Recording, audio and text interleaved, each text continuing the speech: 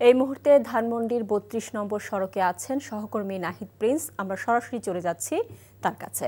Prince, দিনভর উত্তেজনার পর ৩২ নম্বরের রাতের পরিস্থিতি কেমন লক্ষ্য করছেন? রাতের পরিস্থিতি এখনো উত্তেজনায় রয়েছে। সেনাবাহিনী, পুলিশ সেই ৩২ নম্বর বাড়ি ঘিরে রেখেছে। ছাত্ররা বাইরে উত্তেজনাকর পরিস্থিতি তৈরি করেছে। এখনও তারা কলাবাগানমুখী যে সড়কটি রয়েছে সেখানে অবস্থান করেছে। দিনভর যে তাদের যে ধাওয়া পাল্টা ধাওয়া এবং এই যে সাউন্ড গ্রেনেড নিক্ষেপ, তো আহতের ঘটনা কিন্তু অনেক ঘটেছে।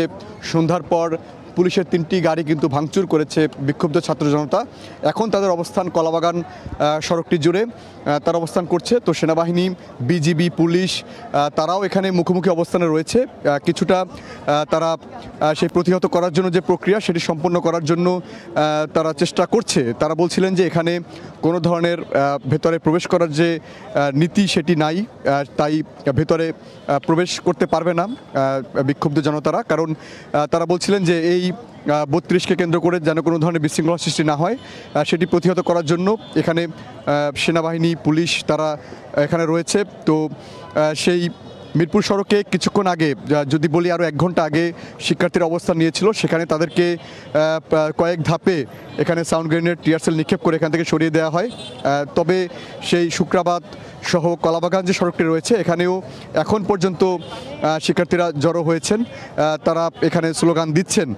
তারা বলছেন যে যতক্ষণ পর্যন্ত সেই ৩২ ঘুরিয়ে দেওয়া না হবে ততক্ষণ পর্যন্ত তারা এই সড়ক জুড়ে অবস্থান করবে। আর সেনাবাহিনী পুরো সড়কের চারপাশেই তারা অবস্থান নিয়েছে। এখানে পুলিশ রয়েছে, বিজিবি রয়েছে।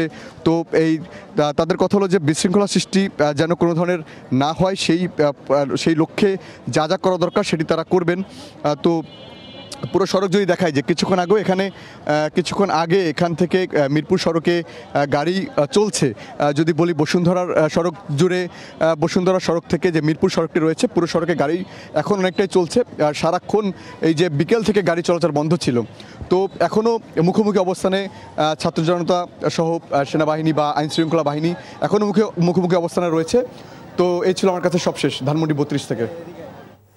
জানছিলাম ধানমন্ডির ৩২ নম্বর সড়কের পরিস্থিতি।